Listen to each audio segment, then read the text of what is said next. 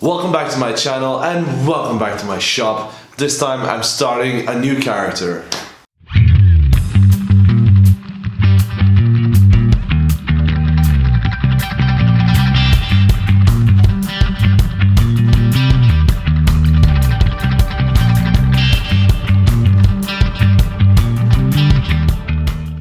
Now, to be completely honest, I actually started on this armor yesterday off camera because I tried to make something completely different and it just failed.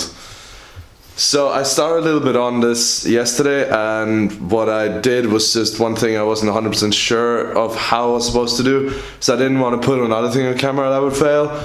So I just did it, and I'll just explain to you now quickly how I did it. So this is what I did yesterday. I made this strap here out of the very famous wasteland work material called Koppeltragergestell. What I did is I have cut it apart and put it back together to make this strap that goes all the way around, put together here with some clamps and some rings and some keys. I don't know if I'll keep this, but it kind of looks cool. As you can see here, I cut apart the straps and sewed them back together with the D-ring, and here it just continues like normal up to a clamp and into a D-ring that I took off the well, there was two, one on each end here, so one I took off, put it here. The second one is here, obviously. Here's what they originally looked like. They look like this. So these are the straps that I cut off and put back together here. Kind of like Frankenstein if he was a Koppeltragergestell. Just a quick disclaimer. Yes, I live in Germany, but I do not speak German, so I don't know if the pronunciation of that was 100% correct. But I try my best, and it sounds right in my head, you know. I'm just gonna start distressing the Koppeltragergestell.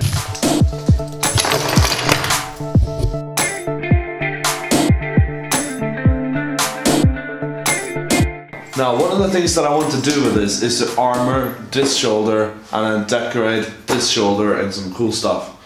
So I'm gonna try something I never tried before and use a technique that I picked up on the Nuclear Snail channel, and then a scene frequently been used by my friend the Wasteland Pirate, who explained a little bit more in detail directly to me how to do it.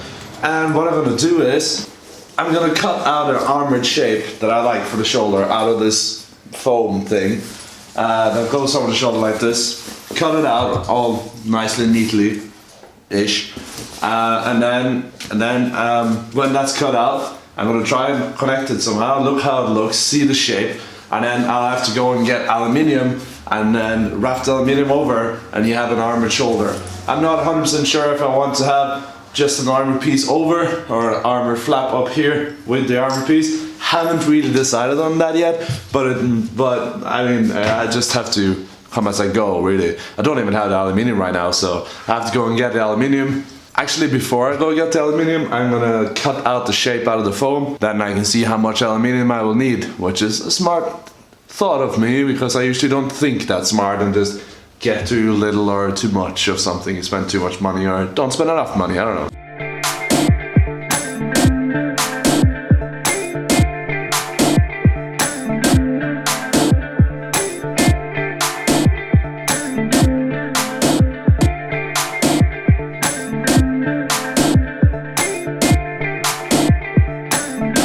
So now that I got this piece cut out, I can't just put it on like this. I have to get fabric to wrap around it and then aluminium to armor it.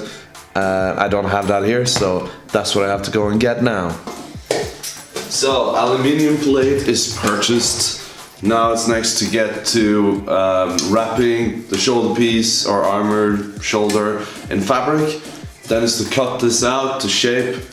I have to have peen hammer it somehow, make it fit around the shoulder, because it doesn't, well, obviously. I've gotten the fabric, I wrapped it around the shoulder piece. If you notice, the shoulder piece is a little bigger now. It didn't grow, it's just I saw that the other piece I made was a little bit too small, so I made a bigger one. I wrapped the fabric around there, it's just an old tank top, and I'm gonna stitch around the edges to make it sit on it. This hole doesn't really matter like this because the aluminium will sit over it like so. the edges will be the only thing showing. A little bit like this, just like a little lip. So the middle part doesn't really matter, that's why I left a big hole there.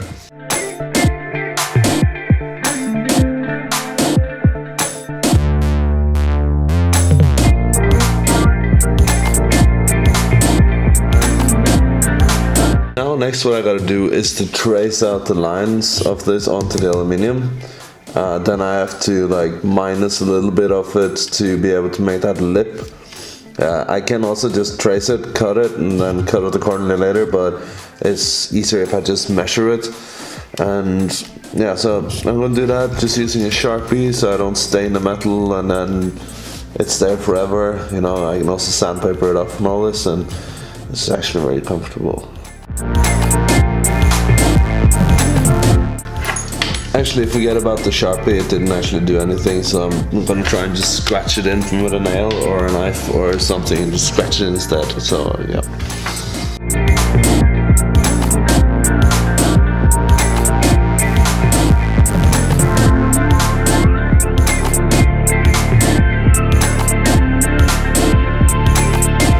So I've got the aluminium plate cut into shape, kinda. I need to fix up the edges, they're kind of rough, pointy and sharp, so I have to clean them up a little bit.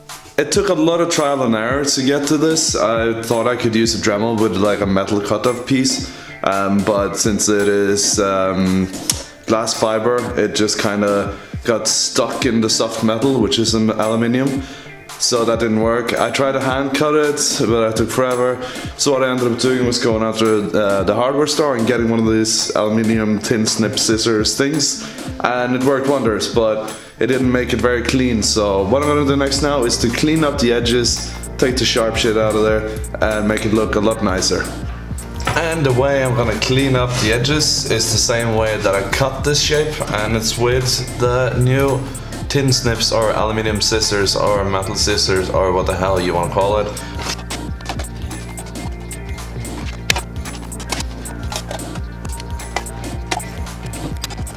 I got the piece cut and cleaned up to the level of cleaning up that I want it to be. It doesn't need to be perfectly in shape and perfectly cleaned up because it's wasteland, and that is my excuse for a lot of things I do bad or can't do. But it usually works out good that way.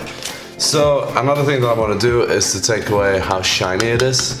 So I'm going to take some sandpaper and like sand over it.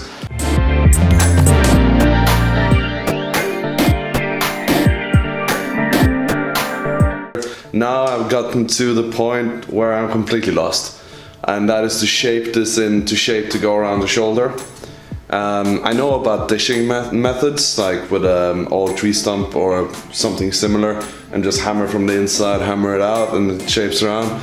But I don't have anything to dish it with. So I invite you to come with me on a journey of trial and error. First of all, I'm just going to try and like bend it a little bit, just by using the outside on the balcony, just on the edge, just bending slightly. See if I can get a good shape. Hopefully that will work, or else we'll have to try something else.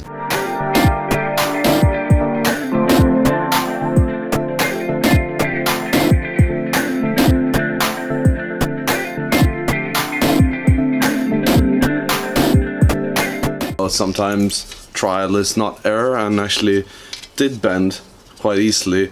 It bent way easier around the edges. So if you want to do something like this, just do it ever so slightly as you go, and be careful when you get to the edges so you don't overbend it. It's not a problem when it's aluminium plate like this, because you can always bend it back. So the next thing I'm going to do now is to drill the holes around the edges, which I'm going to use to connect the foam to under this piece.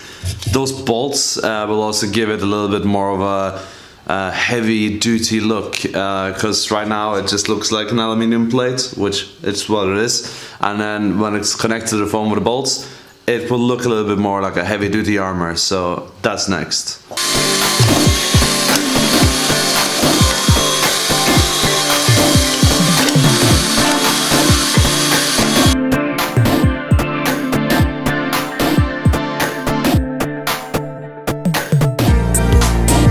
Alright, so I've screwed all the bolts into the shoulder armor. Now all these bolts are super shiny, clean, fresh, nice, whatever you want to call it. They're not wasteland anyway. So what I'm gonna have to do is that I'm gonna have to burn off the galvanization that is on the bolts. So I'm gonna do that with a trusty old creme brulee burner and hope I have enough gas for all these bolts.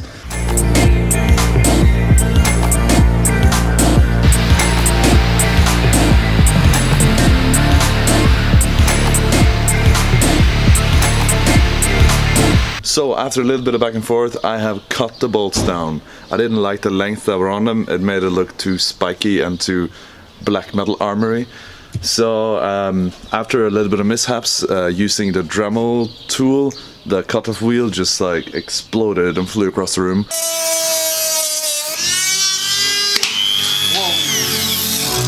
What the fuck? Where'd that go? And I tried to hand cut it with a handsaw that took forever and didn't really work. So I just ended up using a tiny ball cutter, which was a pain in the hand.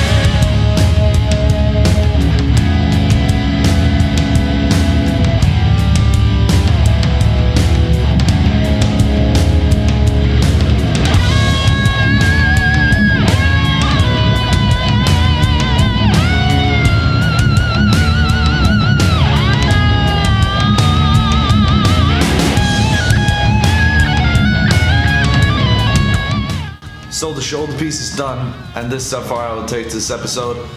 It was a lot of fun working on this project, making this shoulder piece. I never worked with aluminium or any metal in this way, so I learned a lot from it, which was awesome, and I highly recommend all of you to work with this product and to do something new in general. I'm not done working on this project though. I'm gonna work further on making this character come to life, so make sure you stay tuned by hitting the subscribe button. I'm Sean Winter of Winter Apocalypse, and thanks for watching.